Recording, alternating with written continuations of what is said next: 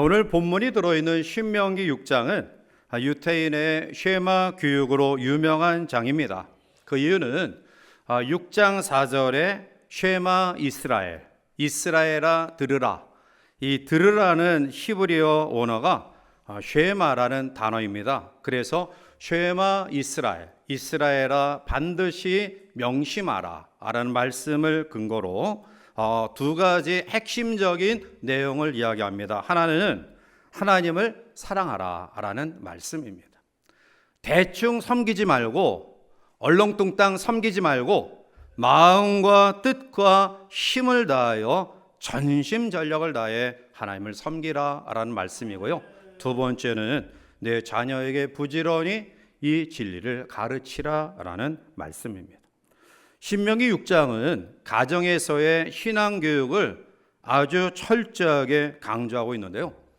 왜 신명기 6장에서 가정의 신앙교육을 강조하고 있을까요? 그 이유는 이스라엘의 가장 위대한 지도자인 모세가 이스라엘 민족의 미래를 내다봤기 때문입니다.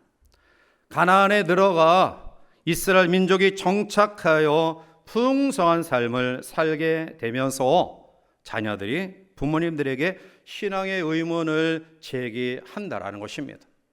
아버지, 어머니, 왜 우리가 신앙생활을 해야 됩니까? 왜 이 어려운 주의 율례를, 법도를 지켜야 됩니까? 요즘 말하면 아니 취업이나 결혼하기에 있어서 또 우리의 스펙 쌓기도 힘들고 여러 가지 바쁘고 분주한데 꼭 주일날 예배 드려야 됩니까?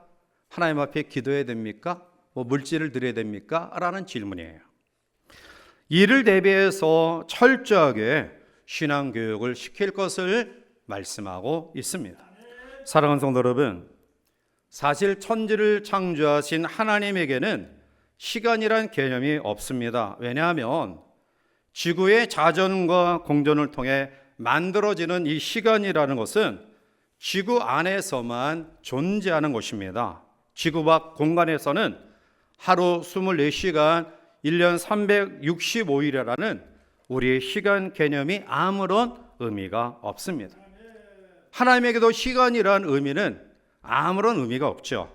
자, 그런데 우리는 분명히 지구 안에, 시간 안에 존재하고 있다는 거예요. 오늘 개인적으로, 국가적으로 과거가 있고 현재가 있고 그리고 미래가 있습니다. 하나님은 성경에서 자주 이런 표현을 하셔요. 아브라함의 하나님, 이삭의 하나님, 야곱의 하나님 이런 표현을 자주 하셔요. 마태복음 22장 32절에 보면 나는 아브라함의 하나님이요 이삭의 하나님이요 야곱의 하나님이로라 하신 것을 읽어보지 못하였느냐? 하나님은 죽은 자의 하나님이 아니요 살아있는 자의 하나님이시니라 하시니 라고 말씀해. 우리가 믿고 섬기는 하나님은 수천 년 전에 아브라함과 함께 하셨던 분이시고요. 그리고 오늘 말씀을 묵상하겠지만 이스라엘 민족을 애굽의 종노릇 환경 가운데서 해방시켜 주신 분이십니다. 그리고 우리가 믿는 하나님은 예수 그리스도를 이 땅에 보내주셔서 인간이 결코 해결할 수 없는 죽음의 문제와 죄의 문제를 해결해 주신 분이십니다. 그러므로 시간 안에 존재하고 있는 우리에게 있어서 과거의 하나님이 이 나라의 민족과 우리 교회와 그리고 우리 개인의 삶에 어떠한 은혜를 주셨는가? 그리고 그 하나님은 오늘 우리에게 어떠한 삶을 원하시는가? 그리고 우리의 앞으로 미래를 책임져갈 우리의 자녀들에게 어떠한 삶을 요구하고 계시는가? 오늘 봉독해드린 말씀을 보면 주어가 3번 바뀌고 있어요. 10절에 내 하나님 여호와께서 여호와, 12절에 너는 조심하여 모세를 비롯한 이스라엘 민족, 그리고 20절에 후일에 내 아들이, 즉 미래에 이 땅을 책임질 우리의 다음 세대들, 주어가 3번 바뀌어서 나타나고 있어요. 무엇을 이야기하느냐? 과거 하나님은 우리에게 어떤 은혜를 주셨는지, 이 민족과 이 나라에 어떠한 은혜를 베풀어 주셨는지, 그리고 하나님의 놀라운 은혜와 축복을 받은 이 땅이, 그리고 성도가 현재 어떻게 살아가고 있는지, 그리고 우리의 미래를 어떻게 살아가야 될지, 더욱이 우리의 다음 세대들에게 무엇을 물려줘야 할지 말씀하고 있습니다. 이제 과거와 현재, 미래 속에 역사하시는 하나님의 은혜를 나라를 위해서, 교회를 위해서, 또 우리의 가정과 개인의 삶에 적용해 보면서 우리가 결단해야 될 믿음의 결단을 은혜 가운데 하는 복된 시간 되기를 원합니다. 먼저 하나님은 어떠한 분이시냐? 약속에 신실하신 분이십니다. 오늘 본문의 말씀은 이스라엘 민족이 430년의 종노릇, 그리고 광야 40년의 생활을 마치고 약속받은 가나안 땅 지경의 마지막 하나님이 주신 말씀이에요. 애굽의 종노릇에서 해방된 이스라엘 민족, 40년 광야 생활 가운데에서 생활했던 이스라엘 민족이 그토록 고대하던 약속의 땅 가나안이 코앞에 있어요. 이제 꿈에 그리던 요단강을 건너 가나안 땅에 들어가게 될 그 지경에 오늘 10절에 이렇게 이야기하십니다. 내 하나님 여호와께서 내 조상 아브라함과 이삭과 야곱을 향하여 내게 주리라 맹세하신 땅으로 너를 들어가게 하시고 내 건축하지 아니한 크고 아름다운 성읍을 얻게 하실 것이다. 여기서 강조하고 있는 부분은 하나님은 약속에 신실하신 분이다 라는 말씀이에요. 자, 그러한 가운데에 오늘 하나님은 어떠한 분이냐? 하나님은 약속을 지키신 분이다 라는 거예요. 창세기 17장 8절에 내가 너와 내 후손에게 내가 거류하는 이 땅 곧 가나안 땅을 주어 영원한 기업이 되게 하고 나는 그들의 하나님이 되리라. 하나님은 수백 년 수천 년 전에 아브라함과 약속하셨어요. 가나안 땅을 축복의 땅으로 줄 것이다. 그리고 그 약속을 잊지 아니하시고 오늘 드디어 이스라엘 민족에게 그 땅을 허락하심을 말씀해. 그런데 과연 이스라엘 민족이 그 하나님의 축복의 땅을 차지할 만한 자격과 조건이 있었느냐? 신명기 9장 5절을 보면 내가 가서 그 땅을 차지함은 내 공의로 말미암음도 아니며 내 마음이 정직함으로 말미암음도 아니요 이 민족들이 악함으로 말미암아 내 하나님 여호와께서 그들을 내 앞에서 쫓아내심이라. 여호와께서 이같이 하시면 내 조상 아브라함과 이삭과 야곱에게 하신 맹세를 이루려 하심이니라 라고 말씀해요. 가나안의 축복의 땅을 차지할 만한 자격과 조건을 갖추지 못했다라는 거예요. 더욱이 그들이 광야에서 어떠한 태도를 보였습니까? 신명기 9장 6절에 보면 그러므로 내가 알 것은 내 하나님 여호와께서 내게 이 아름다운 땅을 기업으로 주신 것이 내 공의로 말미암음이 아니니라. 또 어떻게 했어요? 너는 목이 곧은 백성이니라. 이스라엘 민족이 가나안을 차지할 만한 자격과 조건을 갖추지 못했다라는. 그러나 하나님은 약속에 신실하신 분이기 때문에 그 약속을 변개치 아니하시고 지키신다라는 거예요. 이 땅과 이 민족 속에 일제 압제와 동족 상잔의 비극의 그 위기 가운데서 하나님께서 이 땅에 유엔 안정보사 이사의 5개국이 소련이 어떠한 장마로 인해서 그 회의에 참석하지 못하게 하심으로 하나님께서 대한민국의 파병을 결정하셨어요. 치열한 6.25 전쟁, 이제 낙동강 전선을 남겨둔 상황 가운데 부산의 온 교회와 주의 종들이 하나님께 모여 기도합니다. 하나님이 그러한 위기 가운데 이 나라의 민족을 지켜 인도하셨어요. 약속에 신실하신 하나님, 오늘 우리 개인도 마찬가지 아닌가요? 우리가 많이 부족하지만 그래도 지금까지 이곳에서 삶을 영위할 수 있었던 배경에는 하나님의 은혜가 있었다라는 거예요. 그런 것뿐만 아니라 11절에 가나안의 놀라운 축복을 누리게 됨을 이야기하죠. 11절 말씀 넘어가서 보면 내가 채우지 아니한 아름다운 물건이 가득한 집을 얻게 하시며 내가 파지 아니한 우물을 차지하게 하시며 내가 심지 아니한 포도원과 감람나무를 차지하게 하사 내게 배불리 먹게 하실 때에 세우지 아니한 아름다운 물건이 집에 가득 채워져요. 파지도 않았는데 우물에서 물이 샘솟아 오릅니다. 심지도 않았는데 열매를 통해 결실의 기쁨을 경험해요. 하나님이 이스라엘 민족을 향해 이렇게 놀라운 은혜와 축복을 함께 하십니다. 애굽의 종노릇, 광야에서 정착하지 못한 삶의 불안함을 제거해 주시고 정착된 가나안에서 풍성한 삶을 허락하셔요. 그 하나님이 오늘도 우리와 하신 약속에 신실하신 분이시다. 성경은 구약과 신약으로 이루어졌죠. 그러나 이 성경 66권 1189장이 다 하나님의 약속으로 이루어졌어요. 그래서 구약, 신약이라고 이야기해요. 그 약속 가운데 가장 중요한 약속이 뭐냐? 그 약속 가운데 가장 위대한 약속이 뭐냐? 그것은 인류를 위해 독생자 예수님을 보내심으로 말미암아 십자가에 달려 돌아가심과 부활케 하심으로 죄의 문제와 죽음의 문제를 해결하신 거예요. 이러한 놀라운 하나님의 약속의 은혜를 우리가 경험하고 하나님의 자녀로 세워진 줄 믿습니다. 그 아름다운 믿음의 고백을 가진 다윗은 시편 23편 1절과 2절에 이렇게 고백해요. 여호와는 나의 목자시니 내게 부족함이 없으리로다. 그가 나를 푸른 물밭에 누이시며 쉴 만한 물가로 인도하시는 도다. 이 하나님의 놀라운 풍성함의 은혜가 오늘도 우리 가운데 신실하신 하나님의 약속 속에 이루어짐을 경험하는 우리 모두가 되시기를 주님의 이름으로 간절히 축원해 드립니다. 자, 그러면 이러한 놀라운 은혜를 경험한 이스라엘 민족이 그리고 오늘 우리가 어떠한 삶을 살아가야 마땅할까요? 성도가 조심할 부분을 오늘 모세를 통해 우리에게 교훈합니다. 하나는 여호와의 은혜를 잊어서는 안 된다라는 거예요. 이스라엘 백성들이 잊어서는 안 될 두 가지 중요한 사건이 있어요. 그 많은 사건들 가운데 하나는 출애굽의 사건이에요.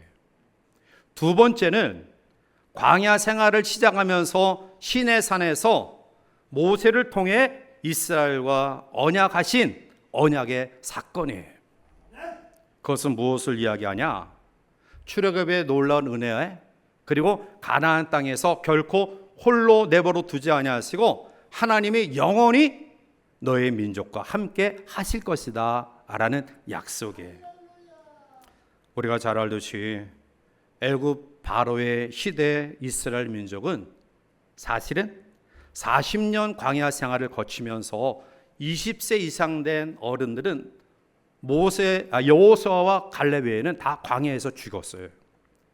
그리고 20세 미만인 그러한 사람들과 광야에서 새롭게 출생되어진 그러한 아이들이 가나안 땅의 축복을 경험해요. 20세 미만인 청소년 그리고 청년들은 애굽에서 얼마나 치를 떠는 고통을 당하는지 잘 알고 있어요. 그들이 그러한 환경 속에서 살아남을 수 있었던 비결이 하나님의 은혜임을 깨닫게 돼요. 요셉이 중군동에 불어닥친 기근을 하나님의 지혜를 통해 애굽에 가서 그 기근을 방지할 수 있는, 미연에 막을 수 있는 지혜를 통해서 7년 풍년 기간 동안에 흉년을 대비한 식량을 모으게 하죠. 그래서 애굽은 그 기근 가운데서 벗어날 수 있었어요. 애굽의 왕이 너무나 고맙고 감사해서 기근을 피해서 애굽으로 넘어온 요셉의 부모님과 형제들과 그 일가 75명을 고센 땅이라는 곳에 정착하게 만들어요. 거기서 편안하게 그리고 번성합니다. 그런데 요셉을 알지 못하는 새로운 왕조가 이제 탄생하면서 이 히브리 민족의 번성함을 두려워하기 시작해요. 아니, 저 민족이 이렇게 번성하니 우리를 위협하는 그러한 세력으로 남겠구나. 그래서 산파들에게 히브리 여인들이 남자아이를 낳으면 죽이라고 명해요. 그러나 그 명령도 제대로 이루어지지 않자 출애굽기 1장 22절에 부모들에게 직접 명령하죠. 그러므로 바로가 그의 모든 백성에게 명령하여 이르되 아들이 태어나거든 너희는 그를 나일강에 던지고 딸이거든 살려두라 하였더라. 말살 정책을 펴요. 그러나 히브리 민족은 더 번성해요. 애굽의 왕이 이것을 보고 출애굽기 2장 23절에 여러 해 후에 애굽 왕은 죽었고 이스라엘 자손은 고된 노동으로 말미암아 탄식하며 부르짖으니 그 고된 노동으로 말미암아 부르짖는 소리가 하나님께 상달된지라. 끊임없는 그러한 폭정과 그리고 노역을 통해 이스라엘 민족이 살 수가 없어요. 남자아이들은 다 기를 수 없이 나일강에 죽여야 되고 이러한 상황 가운데 노역은 더 심해지죠. 그래서 어쩔 수 없이 하나님께 부르짖어요. 하나님, 우리가 이런 아픔과 힘듦과 고통을 경험하는데 언제까지 보고 계시렵니까? 하나님 좀 도와주세요. 하나님의 은혜가 간과하고 부르짖는 이스라엘 민족의 기도에 응답하셔서 모세를 통해 출애굽의 역사를 허락하셔요. 여러분, 오늘 우리의 삶이 그렇지 않습니까? 우리가 예수 믿기 이전에 우리는 죽음의 문제, 죄의 문제에 해결받지 못하고 거기에 종로로 타는 삶을 살았어요. 끊임없는 죄의 죄책감, 그리고 죽음의 두려움과 불안함. 그런데 에베소서 2장 3절 이후에 전에는 우리도 다 그 가운데서 우리 육체의 욕심을 따라 지내며 육체와 마음에 원하는 것을 하여 다른 이들과 같이 본질상 진노의 자녀이었더니 긍휼이 풍성하신 하나님이 우리를 사랑하신 그 큰 사랑을 인하여 허물로 죽은 우리를 그리스도와 함께 살리셨고 너희는 은혜로 구원을 받은 것이라. 아멘. 오늘 우리도 이전에는 죄의 문제, 죽음의 문제로 허덕이며 헤매는 삶을 살았는데요, 예수 그리스도를 통한 복음으로 인하여 죄 문제가 해결받고 그리고 우리의 삶이 육신으로 끝나는 것이 아니라 죽음과 시작되는 영원한 세계가 있음을 말씀하며 그 영원한 세계를 믿음으로 하나님 앞에 약속받은 사람으로 우리를 세워주셨어요. 은혜를 잊지 않은 삶이 오늘 우리에게 필요하다. 한 불우한 소녀가 있었습니다. 그녀는 가난한 가정에서 태어나 홀 어머니와 함께 살았습니다. 그 사람은 먹을 것이 없어서 물로 배를 채우는 날이 허다했습니다. 설상가상 세계 제2차 대전이 발발하자 어머니와 이 소녀는 굶주림에 허덕입니다. 그때 한 구호단체가 그들에게 구호품을 전달해요. 그 단체는 유니세프, 국제연합아동구호기금이라는 구호단체예요. 여기서 지급하는 빵을 먹고 이 소녀는 거기서 위기를 넘겨요. 그리고 장성하여 세계적인 배우가 됩니다. 이 아이의 이름이 우리가 잘 아는 오드리 헵번, 유명한 배우죠. 그는 그 이후에 이 유니세프의 홍보대사로 전 세계를 다니면서 굶주린 어린 아이들을 돕기 시작합니다. 그때 오드리 헵번이 말한 말이 이러한 말입니다. 나를 절망의 늪에서 구해준 분들을 위해 이제 내가 그들을 위해 봉사할 차례입니다. 우리는 너무나 과거의 기억을 쉽게 잊어버려요. 역사를 망가가는 사람과 국가는 미래가 없습니다. 오늘 우리의 삶 속에 우리가 지금까지 살아옴이 물론 우리의 노력과 땀 흘림의 결과일 수 있지만 그것도 하나님이 배후에서 역사하셨기 때문이 아닌가요? 두 번째로 오늘 모세를 통해 우리에게 주시는 교훈은 여호와를 시험하지 말라. 오늘 16절 말씀 가운데 너희가 마사에서 시험한 것 같이 너희 하나님 여호와를 시험하지 말고 라고 이야기합니다.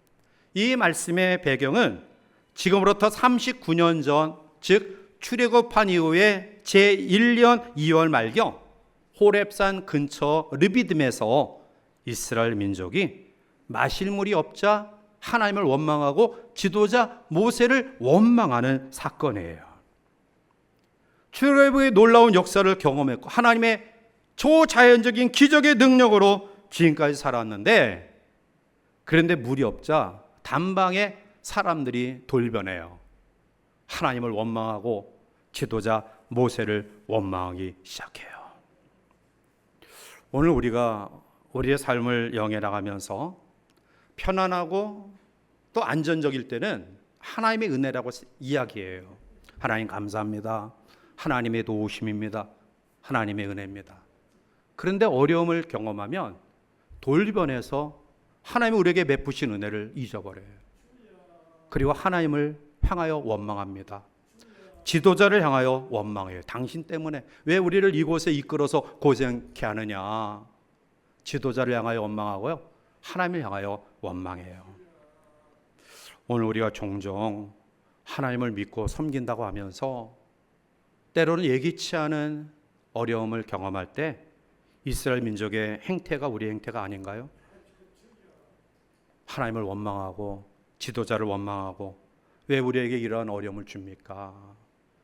우리가 하나님의 은혜로 살아왔는데, 그런데 당장 약간의 어려움이 오자 원망하는 삶을 이스라엘 민족이 살았어요.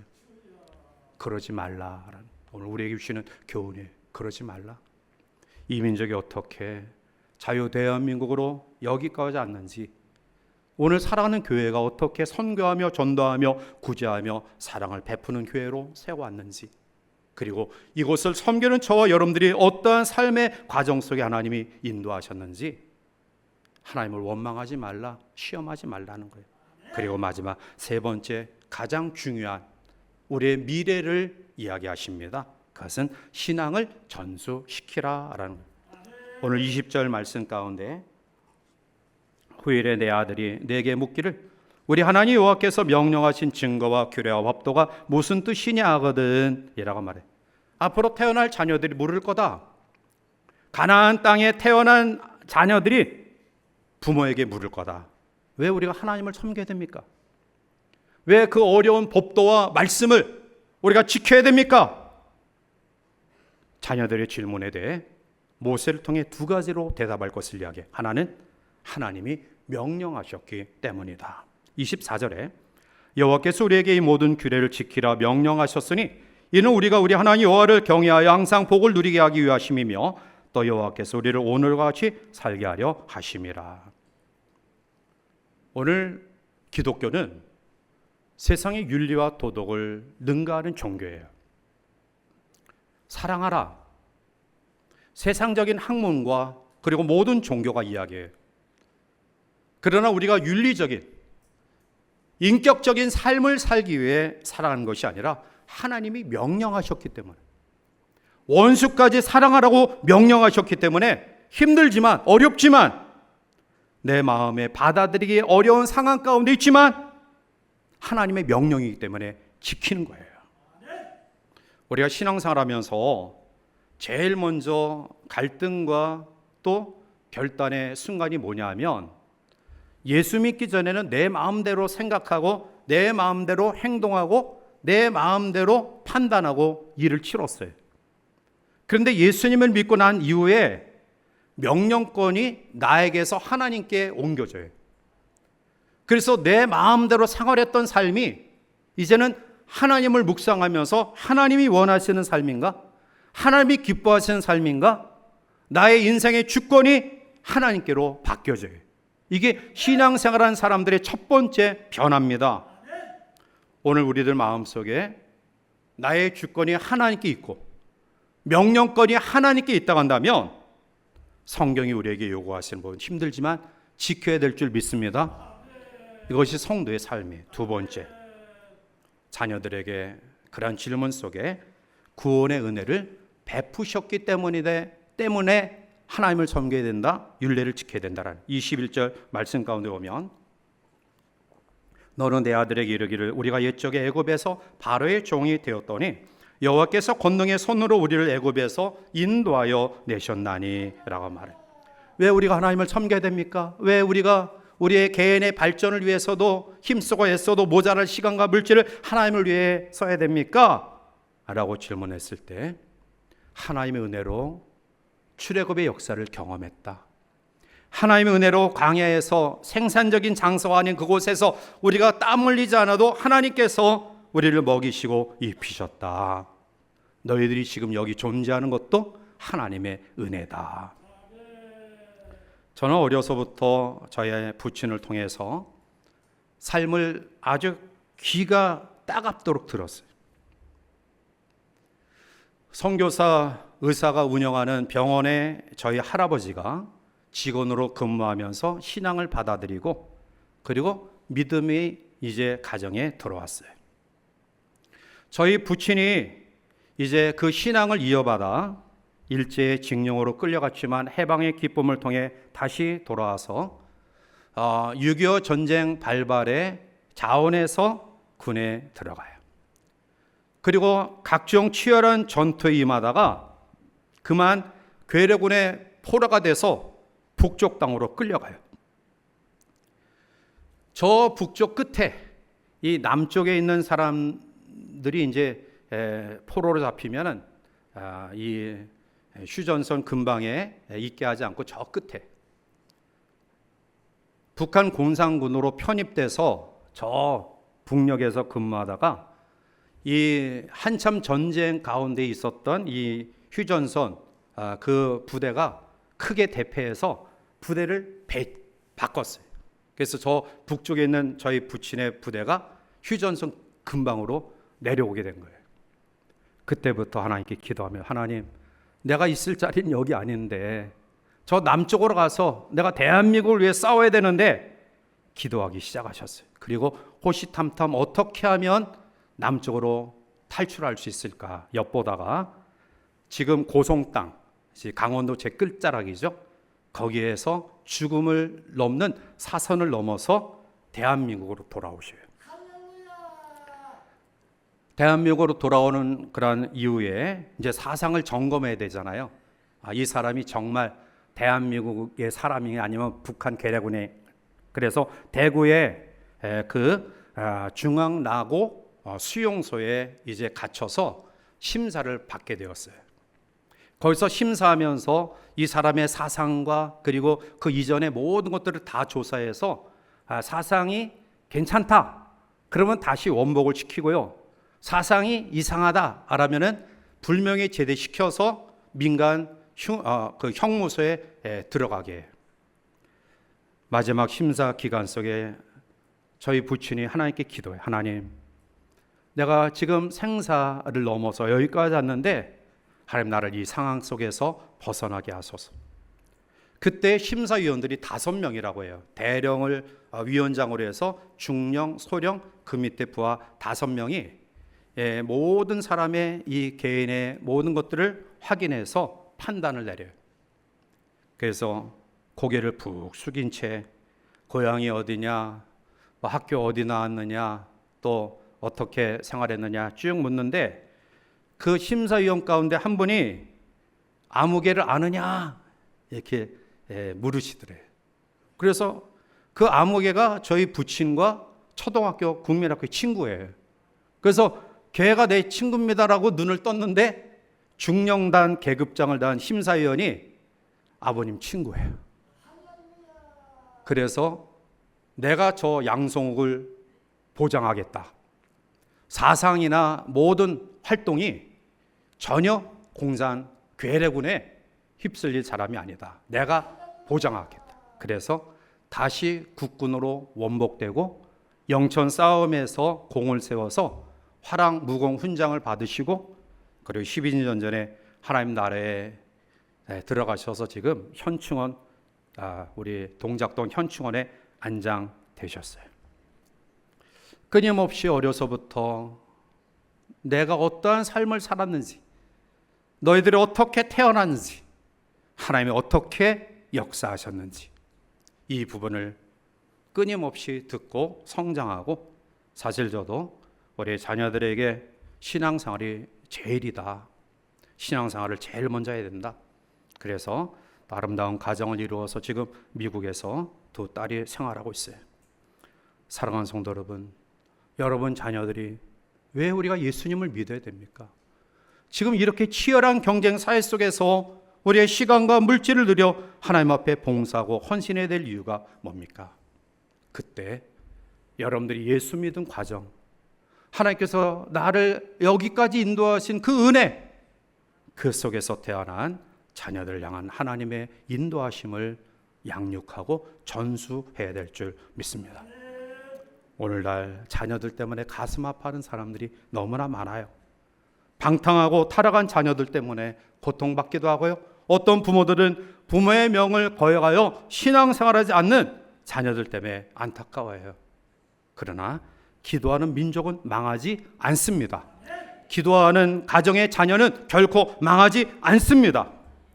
여러분, 자녀를 위해 눈물을 흘려, 이 나라를 위해 눈물을 흘려 기도하는 우리가 되어서 우리의 선진들이, 또 우리가 여기까지 하나님의 은혜로 살아왔던 이 나라 이 민족과 몸된 교회와 우리의 삶을 우리 다음 세대들이 더 멋지고 복되게 이어갈 수 있도록 신앙을 전수하는 우리 모두가 되시기를 주님의 이름으로 간절히 축원해 드립니다. 기도하시겠습니다.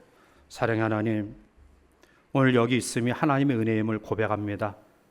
이 나라의 민족을 향한 하나님의 놀라운 섭리하심, 우리 교회를 통해 하나님이 역사하시고 일하심, 그리고 몸된 제단을 섬기는 주의 성도들의 삶을 여기까지 인도하심을 믿습니다. 이제 하나님의 은혜를 다시 한번 기억하여 감사하며 오늘의 어려움을 이기게 하시고 우리의 다음 세대들이 이제 아름다운 통일 국가를 이루어 몸된 제단을 통해 나누며 베풀며 그리고 들음의 풍성한 은혜로 쓰임받는 일꾼으로 세워져 갈 수 있도록 도와 주시옵소서.